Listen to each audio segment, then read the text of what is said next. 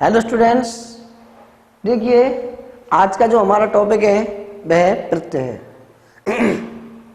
इससे पहले जो हमने वीडियो आप देखी है प्रत्यय पार्ट 1, उसमें आपने देखा प्रत्यय किसे कहते हैं, प्रत्यय के भेद, और उन भेदों में भी हमने जो कृत प्रत्यय है उस कृत प्रत्यय के दो प्रत्यय आप पढ़ चुके हैं। वह पहला प्रत्यय कत्वा और दूसरा ल्यप प्रत्यय है। अब हम उन्हीं प्रत्ययों की श्रेणी में आगे चल रहे हैं, तो उसका जो नेक्स्ट प्रत्यय है अर्थात कह सकते हैं तीसरा प्रत्यय है, उस तीसरा प्रत्यय में अपन आता है हमारे पास तुमुन प्रत्यय। तुमुन प्रत्यय की हम बात करते हैं तो तुमुन प्रत्यय का प्रयोग हम हिंदी से संस्कृत बनाने के लिए भी इस प्रत्यय का प्रयोग करते हैं। चतुर्थी विभक्ति के स्थान पर हम तुमुन प्रत्यय का बना हुआ शब्द का प्रयोग कर सकते हैं। तो देखिए तुमुन प्रत्यय का प्रयोग के लिए के अर्थ में प्रयोग करते हैं।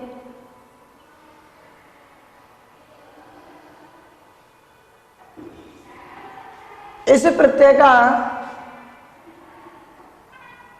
तुम शेष रहता है तथा तीनों लिंगों में इस प्रत्यय का प्रयोग किया जाता है। देखिए तुमुन जो प्रत्यय है, इस प्रत्यय का प्रयोग जो है के लिए के अर्थ में किया जाता है। इस प्रत्यय का तुम शेष रहता है तथा तीनों लिंगों में इसका प्रयोग किया जाता है। जैसे वह पढ़ने के लिए विद्यालय जाता है। हमारे पास यह सेंटेंस है, वह पढ़ने के लिए विद्यालय जाता है। मैंने आपको कहा के लिए के अर्थ में इसका प्रयोग किया जाता है। पढ़ धातु है पढ़ना, और पढ़ धातु में हमने तुमुन प्रत्यय जोड़ दिया है तो हमारे पास रूप बनता है पठितुम। अब यह पुल्लिंग है इसलिए पठितुम। यदि ये स्त्रीलिंग होता तो पठितुमा, और ये नपुंसक होता तो पठितुमम हमारे पास रूप बनता है। तो देखिए आगे वह के स्थान पर अपन लिख देते हैं स पठितुम। विद्यालय में द्वितीय विभक्ति का हम प्रयोग कर देते हैं तो बनता है विद्यालयम, और गम धातु है प्रथम पुरुष एक वचन का रूप आता है तो वह जाएगा गच्छति। इस प्रकार से हमारे पास हम इन्हें जो तुमुन प्रत्यय है इसका हिंदी वाक्यों में प्रयोग कर सकते हैं। उदाहरण की हम बात करें तो जैसे देखिए हस्त प्रत्यय, हस्त जो है हमारे पास धातु है उसमें हमने तुमुन प्रत्यय जोड़ दिया है, और तुमुन प्रत्यय जोड़ने पर हमारे पास जो शब्द बनता है वह बनता है हसितुम।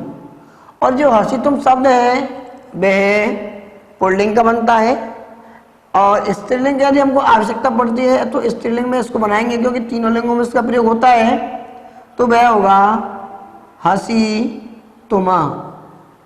नपुंसक लिंग की यदि बात कर देते हैं तो नपुंसक लिंग में इसका रूप बनेगा हसी तुमम। अन्य उदाहरण और हैं, जैसे दा धातु में हमने तुमुन प्रत्यय जोड़ दिया तो बन जाएगा यहां पर दातुम, दातुमा, दातुमम।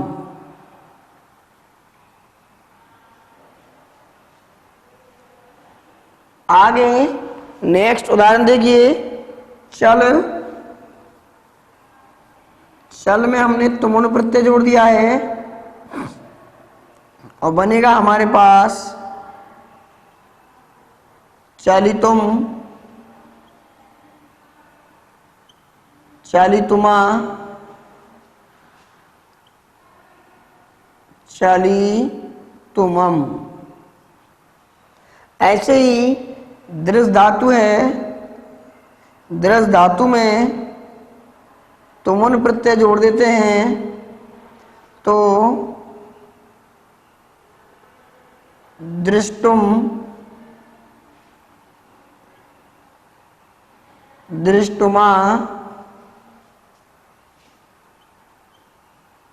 दृष्टुमम। इस प्रकार से रूप इसका बनता है। देखिए तुमुन प्रत्यय से बने हुए जो शब्द होते हैं वह तीनों लिंगों में प्रयोग किए जाते हैं। इस प्रकार से हम उनको बना सकते हैं। हसितुम, हसितुमा, हसितुमम, दातुम, दातुमा, दातुमम, चलितुम, चलितुमा, चलितुमम, द्रष्टुम, द्रष्टुमा, द्रष्टुमम। आगे हमारा इसी श्रेणी में जो नेक्स्ट प्रत्यय है वह है सत्री प्रत्यय। देखिए सत्री प्रत्यय के बारे में हम चर्चा करेंगे। सत्री जो प्रत्यय है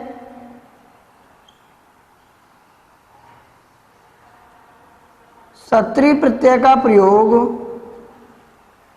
रहा है, रहे हैं, रही है के अर्थ में प्रयोग होता है। सत्री प्रत्यय का प्रयोग रहा है, रहे हैं, रही है के अर्थ में प्रयोग होता है। सत्री प्रत्यय से से का लोप होकर के यहाँ पर री का लोप हो जाता है और बचता है हमारे पास अथ। सत्री प्रत्यय का अथ शेष रहता है तथा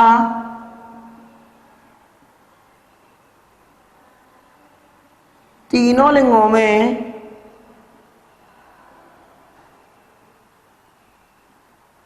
प्रयोग होता है। सत्री प्रत्यय का रहा है, रहे हैं, रही है के अर्थ में तो प्रयोग होता है, इसका अर्थ शेष रहता है तथा तीनों लिंगों में प्रयोग किया जाता है। और जो मूल या मुख्य बात इसे कह सकते हैं हम, क्योंकि सत्री प्रत्यय और सानस प्रत्यय दोनों का प्रयोग सेम कंडीशन में होता है, इसलिए दोनों को अलग करने के लिए क्या है, सत्री प्रत्यय का प्रयोग परेशमयी पदी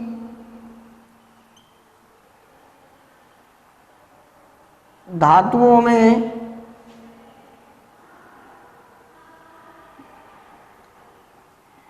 परेशमयी पदी धातुओं में प्रयोग किया जाता है। और यदि सानस प्रत्यय की हम बात करेंगे तो उसमें आत्मनेपदी धातु में उनका प्रयोग किया जाता है। जैसे वह खाते खाते हुए पढ़ रहा है। यहाँ पे खाते हुए पढ़ रहा है अर्थात सत्री प्रत्यय का प्रयोग अपन हुआ हुए के अर्थ में भी कर देते हैं। इसका प्रयोग हुआ हुए के अर्थ में भी कर देते हैं।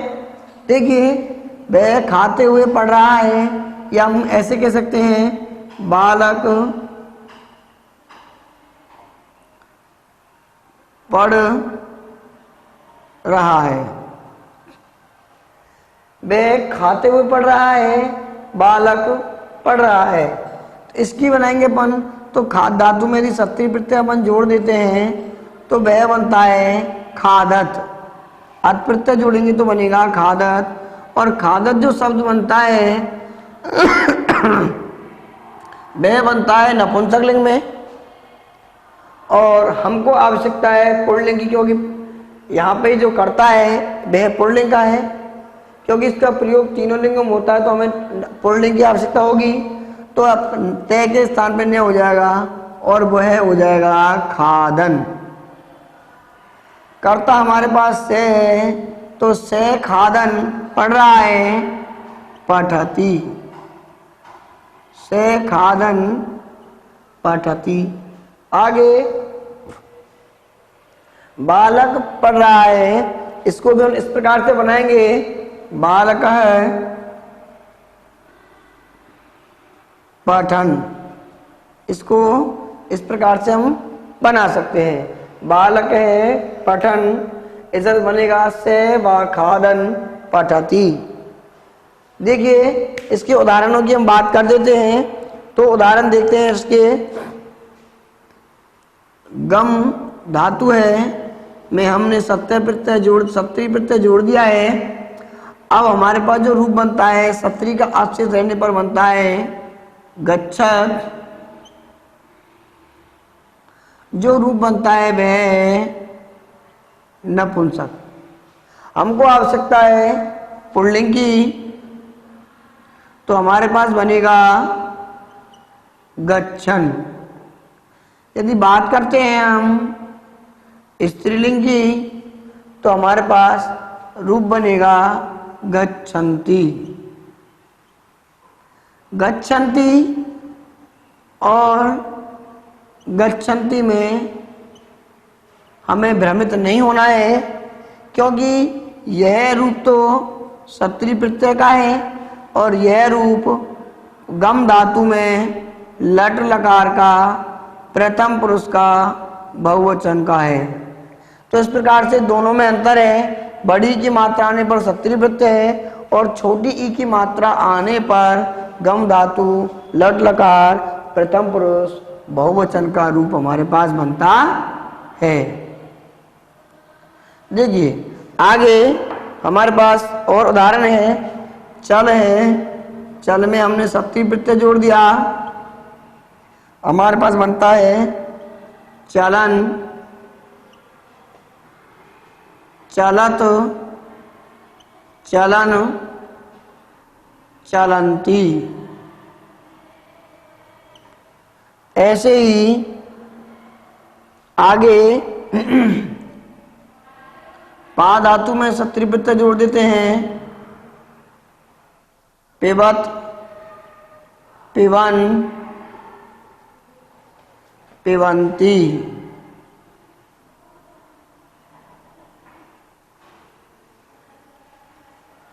आगे अन्य उदाहरण हम देखते हैं। दृढ़ धातु में सत्री जोड़ेंगे हम पश्चात, क्योंकि दृढ़ धातु मूल धातु है और इसके रूप चलते हैं पश्चाती, पश्चात, पश्चंती। तो रूप बनेगा पश्चात,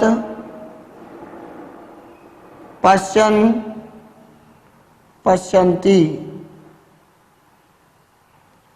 तो देखिए स्टूडेंट्स, इस प्रकार से हम यहाँ पर सत्री प्रत्यय के किस प्रकार से हिंदी से संस्कृत बनाते समय प्रयोग करते हैं और इनके उदाहरण कैसे हम बना सकते हैं, इसके विषय में हम इससे जानकारी प्राप्त कर सकते हैं। इसके बाद हमारा जो नेक्स्ट प्रत्यय है वह है सानस प्रत्यय।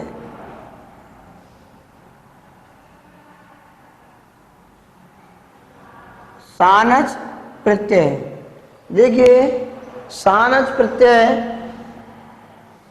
और सत्री प्रत्यय में कुछ समानताएं होती हैं। सानच प्रत्यय और सत्री प्रत्यय में कुछ समानताएं होती हैं, कुछ असमानताएं होती हैं। देखिए सानच, सत्री प्रत्यय और सानच प्रत्यय दोनों प्रत्ययों का प्रयोग रहा है, रहे हैं, रही है तथा हुआ, हुए के अर्थ में प्रयोग करते हैं। नेक्स्ट सानज और सत्ती प्रत्यय में कुछ समानता यह भी है कि इनका प्रयोग हम तीनों लिंगों में करते हैं। कुछ भिन्नताएं हैं। सानज प्रत्यय तथा सत्ती प्रत्यय को जो अलग करते हैं वह सानज प्रत्यय का आन शेष रहता है जो मान में परिवर्तित हो जाता है। सानज प्रत्यय का प्रयोग आत्मनेपदी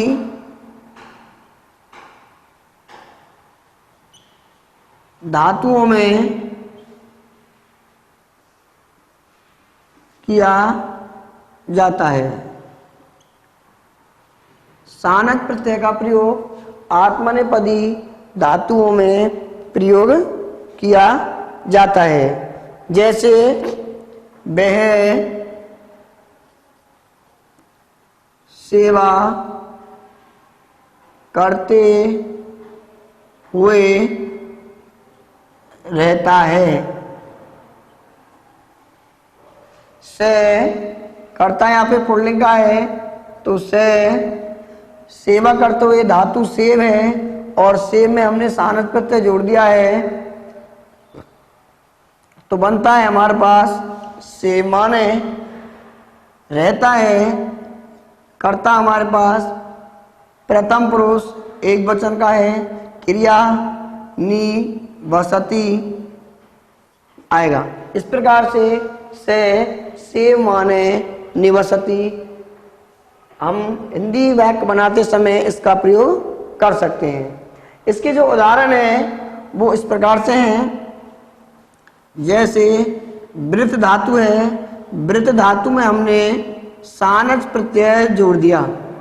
वृत्त धातु में सानज प्रत्यय जोड़ने पर हमारे पास जो है बनता है वर्तमान है और यह जो रूप बनता है वह बनता है पुल्लिंग का। स्त्रीलिंग का बनाने के लिए वर्तमाना और नपुंसक का रूप बनाने के लिए वर्तमानम बना देते हैं। इस प्रकार से अन्य उदाहरण हैं वृद्ध। वृद्ध में हमने सानज प्रत्यय जोड़ दिया तो बनता है हमारे पास वर्धमान। स्त्रीलिंग में बनेगा वर्धमाना, नपुंसक लिंग में बनेगा वर्धमानम। आगे मुद धातु में सानज प्रत्यय जोड़ देते हैं तो बनता है मोदमान, मोदमाना, मोदमानम। इस प्रकार से क्री धातु में सानज प्रत्यय जोड़ देते हैं कुर्बान, कुर्बाना,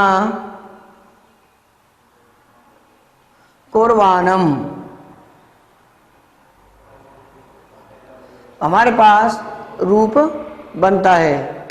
तो देखिए इस प्रकार से हमारे पास सानज प्रत्यय जो है कंप्लीट होता है। सत्री और सानज प्रत्यय में क्या क्या भिन्नताएं हैं और क्या क्या समानता है इसके विषय में हम यहाँ पे देख चुके हैं। और अब जो नेक्स्ट हमारी जो वीडियो है उस नेक्स्ट वीडियो में नेक्स्ट जो प्रत्यय आने वाले हैं कत, कत्वतु, तव्यत, अनियर प्रत्ययों को हम पढ़ेंगे। इसके लिए आप इसे लाइक और सब्सक्राइब करें। धन्यवाद।